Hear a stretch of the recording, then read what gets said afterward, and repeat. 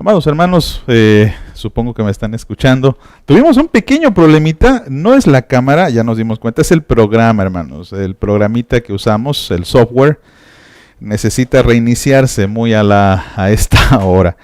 Entonces, hermanos, una disculpa, pero no queremos suspender el estudio, así que no van a ver no van a verme, pero vamos a tener el estudio, están las diapositivas, así que espero que pues podamos por lo menos así tener este estudio, este contacto. Les ruego disculpas, a veces estos problemas son técnicos, hermanos, que están lejos de nuestro control. No podemos solucionarlos porque lo que tendríamos que hacer sería apagar el programa y volverlo a reiniciar. Y pues obviamente ya en la transmisión no podemos hacer esto. Pero bien, hermanos, pues eso no detiene a la iglesia, no detiene el evangelio. Así que les ruego que por favor lean junto conmigo Mateo capítulo 28, versículo 16 al 20. Mateo 18, 16 al 20, que es el supremo mandamiento de nuestro Señor Jesucristo. Dice el texto: pero los 11 discípulos se fueron a Galilea, al monte donde Jesús les había ordenado, y cuando le vieron, le adoraron, pero algunos dudaban. Y Jesús se acercó y les habló diciendo: toda potestad me es dada en el cielo y en la tierra. Por tanto, id y haced discípulos a todas las naciones, bautizándolos en el nombre del Padre, y del Hijo, y del Espíritu Santo, enseñándoles que guarden todas las cosas que os he mandado. Y he aquí, yo estoy con vosotros todos los días hasta el fin del mundo. Amén. Hermanos, el tema de esta tarde que vamos a estudiar es el bautismo como confirmación del pacto de Dios. El bautismo como confirmación del pacto de Dios. Y si ustedes recordarán, bueno, la semana pasada también tuvimos problemas técnicos, ahí sí ya no pudimos transmitir, pero un miércoles antepasado estuvimos hablando acerca de los sacramentos. Y hemos dicho que estos ya hemos determinado su número, hemos determinado la seriedad de los sacramentos, hemos determinado el significado de los sacramentos y pues ahora vamos a hacer un análisis un poco más profundo de cada uno de estos. Recordarán, amados, que los sacramentos solamente son dos para nosotros como Iglesia Reformada.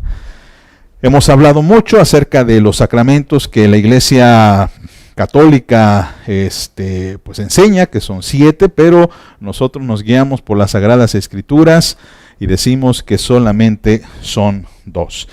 Y hoy vamos a iniciar en esta tarde con el sacramento del bautismo. Pues este es el primero de los sacramentos, no el más importante, eso hay que aclararlo porque quizá no podríamos determinar qué tan importante es uno de otro, pero quizá de alguna forma pudiéramos establecer alguna prioridad, quizá, ¿verdad? Pero bueno, este es el primer sacramento que se experimenta o que experimenta una persona, pero interesantemente, hermanos, el bautismo está pues presto a muchas confusiones, a muchas controversias, también la Santa Cena.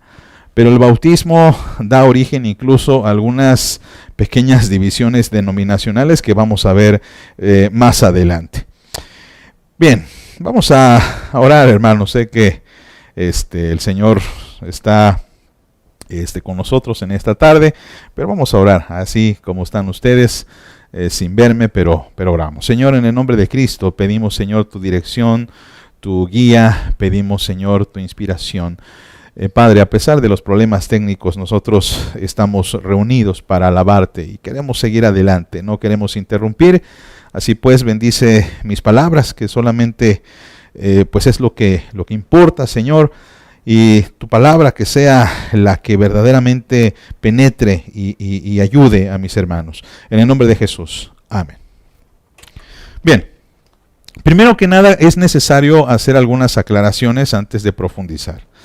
Porque esto, mis amados, si no lo tenemos muy claro, puede dar pie a muchos problemas. Primero que nada, el bautismo, hermanos, se da o se administra en el contexto de la fe. ¿Qué quiere decir esto?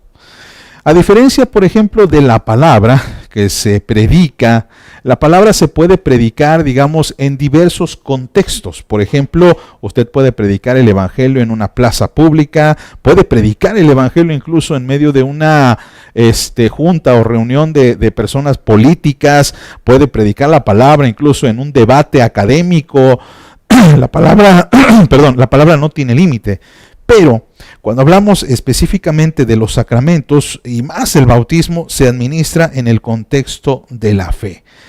El bautismo no se puede administrar fuera de este círculo de la fe. Y en segundo lugar, mis amados, algo muy importante es que el bautismo no hace en sí cristiano a nadie. Hay veces que tenemos como esta idea, no sé si decir una idea católica, pero es una idea bastante común en que algunas personas piensan que el bautismo es algo así como quitarle los cuernitos y la colita a los pequeñitos, ¿no? Incluso hay alguna expresión por allí que se maneja, quizá en algunos pueblitos, de que vamos a hacer cristiano a este niño, así dicen coloquialmente. Vamos a hacer cristiano a este niño y entonces con esto quieren dar a entender que lo van a bautizar. Bien, el bautismo no hace cristiano a nadie. El bautismo es un sacramento y lo vamos a llamar así. El bautismo es un sacramento del pacto. Quiero llevarles un poquito a su memoria lo que hemos estado hablando en estudios previos con respecto a lo que es el pacto. ¿Usted se acuerda cuál es la idea del pacto? El pacto es una alianza que Dios hace, en este caso, con el ser humano. Recordará que en el pasado estudiamos 3 clases de pactos. El pacto de redención, que es el primero que hace la Trinidad. El pacto de obras, que es el que Dios establece con el ser humano y que el ser humano no cumple. Y el pacto de gracia, que es en el que nosotros ahorita nos desarrollamos, nos movemos y somos. Entonces, para entrar en ese pacto tenemos que considerar esto. El bautismo es el sacramento para entrar precisamente en este pacto. Les quiero recordar en qué consiste el pacto de gracia. El pacto de gracia no es otra cosa más que la gracia salvadora y redentora de Dios que se la otorga al pecador. Esa es como la parte de Dios. Pero en el intercambio, el ser humano tiene que depositar una fe salvadora en Cristo Jesús. Y como usted sabe, en el pacto antiguo, en los pactos antiguos, había una señal que Dios establecía para dar validez, para hacer testimonio de ese pacto. Por ejemplo, le recuerdo el pacto que Dios hizo con Noé, ¿se acuerda usted? Me parece que está en Génesis capítulo 9, cuando Dios le dice a Noé: nunca más volveré a inundar la tierra con agua, nunca más volveré a arrasar la tierra con diluvio. Y entonces dice la Biblia que Dios establece un arco, el arco iris que lo establece, y ese arco iris es su pacto. Estamos en Génesis capítulo 9. Donde dice el versículo 11, estableceré mi pacto con vosotros y no exterminaré ya más toda carne con aguas del diluvio, ni habrá más diluvio para destruir a la tierra. Y esta es la señal de mi pacto, de todo que yo establezco entre mí y ustedes, entre todo ser viviente. Mi arco he puesto en las nubes. Y entonces ese es una señal, es un símbolo que Dios coloca en el cielo para que cuando nosotros veamos el arco iris, recordamos el pacto de Dios. Bien, el bautismo, mis amados, es esa confirmación que Dios nos da para entrar en ese pacto. A través del bautismo se confirma una relación, la relación del pacto entre Dios y el hombre, en este caso, entre Dios y la persona que es bautizada. Dios confirma a esa persona su pacto de salvación. Y perdone la redundancia, porque aquí dice mucho, en esa persona, en ese hombre. Porque tenemos que decir aquí, mis amados, que aunque la salvación la entendemos como un acto de Dios a los escogidos, hablando en plural, hay gente que comenta, teólogos que comentan que en este caso la salvación es comunitaria, y tienen razón. Pero hay un sentido individual en el que cada hombre tiene que comprometerse con Dios. Entonces, Dios confirma su pacto de salvación a ese hombre en particular o mujer que se pone, digamos, como al frente de la iglesia y dice formalmente a la iglesia que está comprometido formalmente en una relación con Dios. Cuando los jóvenes especialmente se comprometen, tenemos este símbolo del anillo y vemos a una señorita portar un anillo, a lo mejor con un diamante, a lo mejor con una piedra, con una circonia. No nos interesa ahorita la piedrita, ¿verdad? Pero está demostrando a esta chica, esta señorita, que está comprometida. Triste que para el hombre no haya una señal, ¿verdad? Pero bueno, cuando un hombre o una mujer se bautiza, está diciendo formalmente que está comprometido en una relación con Dios. Y en ese compromiso, esta persona promete a Dios una fidelidad, un apego a la gracia divina para vivir la vida cristiana. No sé si usted recuerda la vez cuando fue bautizado o se recuerda cuando nosotros bautizamos a las personas y hay hermanos que están al frente del templo y a las personas se les pregunta algunas cuestiones prácticas o directas. Y entonces ellos se comprometen a una vida con Dios. Es un compromiso. Ahora bien, el bautismo no es el pacto en sí. No es que el bautismo establezca ese pacto entre Dios y el hombre. No, hay que entenderlo muy bien. Dios ha establecido su pacto mucho antes de que nosotros nos comprometamos. Por eso la palabra, es decir, la predicación, debe ser siempre anterior e indispensable para que el bautismo pueda comprenderse. Permítame explicarlo un poquito más y ampliarlo. Si una persona, vamos a suponer, viene a los pies del Señor Jesucristo, está enfermo y tristemente muere sin bautizarse, la pregunta sería, ¿esa persona sigue siendo salva? ¿O esa persona es salva aún sin haber recibido el bautismo? Y la respuesta es sí, sí es salva. La persona es salva porque Dios estableció su pacto con él. Y el bautismo entonces solamente es una expresión de que hemos hecho este compromiso de relación con Dios por medio de la fe. Repito, no que el bautismo establezca el pacto. Dios lo ha establecido mucho antes. No es que el bautismo sea en sí el pacto. El bautismo solamente es esta demostración que nosotros hacemos. Es esta manera en la que el Señor nos ha dado para que podamos mostrar quizá. Es este signo que Dios nos ha dado, o señal, algunas personas incluso lo pueden llegar a decir como una señal. Y de esta manera, amados, bueno, pues nosotros al recibir el bautismo estamos ejerciendo esa fe, esa expresión de obediencia y vida. Entonces, por ejemplo, en el medievo, en la antigüedad, la gente estaba muy preocupada porque creía que las personas tenían que bautizarse para ser salvos. Y esto dio pie a muchos errores doctrinales. Por ejemplo, no recuerdo qué secta incluso bautiza a sus muertos todavía. No estoy muy seguro, pero había por ahí algunas herejías o doctrinas que decían esto. A partir del bautismo, la persona que ha entrado en ese compromiso, bueno, pues se conoce ya formalmente como hijo de Dios, en medio de la congregación. Ojo, no significa que no lo sea antes de ser bautizado.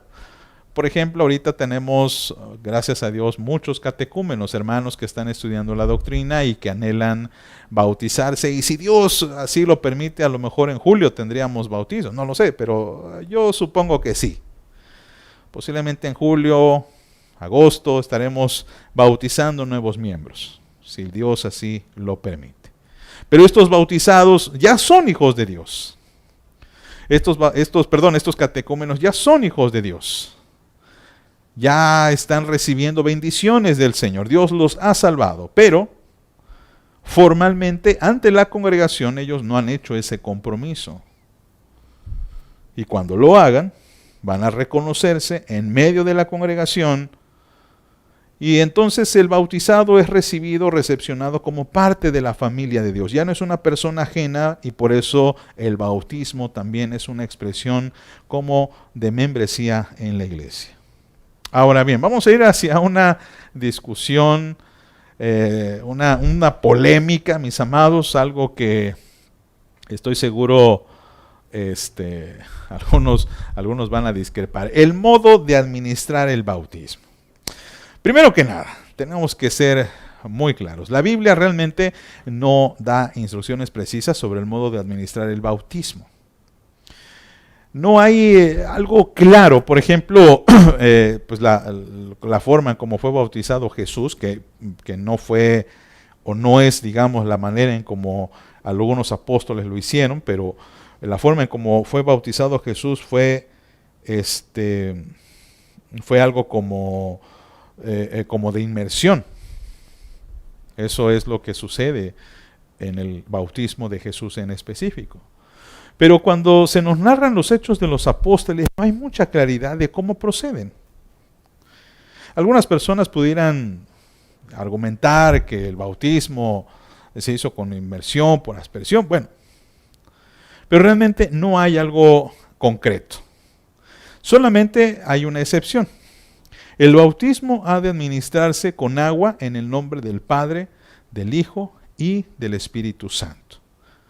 Y esto pues realmente es demasiado abierto, tan abierto que la Iglesia ha establecido 3 maneras prácticas de bautizarse. Una es por inmersión, esto es que la persona se sumerja en una alberca, en algún río, en algún arroyo. Se sumerja de cuerpo completo. Otra es de aspersión, que es una especie como de tomar un poco de agua con los dedos, ojo, no con la mano, es una lástima que no puedan verme, pero es con los dedos, y más o menos como salpicar o rociar. Y el otro es de afusión, que es prácticamente derramar agua sobre la persona. De alguna manera, aunque nosotros decimos que bautizamos por aspersión, realmente bautizamos por afusión. Pero bien, no hay mucha diferencia. Y bueno, no deberíamos de estar discutiendo cuál es la forma correcta, porque les repito, no hay una manera que la Biblia nos diga que sea correcto.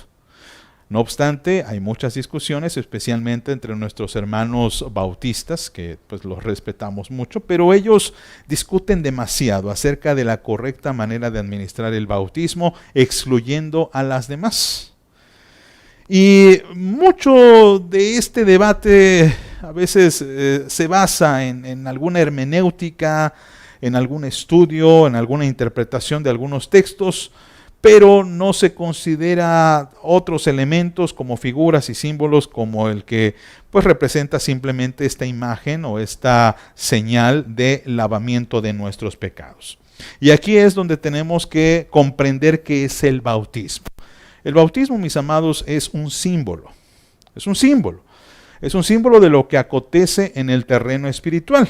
Y por símbolo queremos decir que no es necesariamente un apego a lo que acontece en el terreno espiritual. Por ejemplo, nuestros hermanos bautistas abogan mucho de que la palabra bautismo quiere decir sumergir en algún momento, en algún sentido. Y entonces ellos señalan que la inmersión es la mejor manera en que se puede ilustrar esta acción, primero, de la muerte y resurrección que tenemos en Cristo, pero que también plantea esa idea del lavamiento, como cuando uno sumerge su ropa en el agua para lavarla y fregarla, ¿no? Pero esa no es la idea del bautismo. No, el Señor Jesús no planteó el bautismo de esta manera.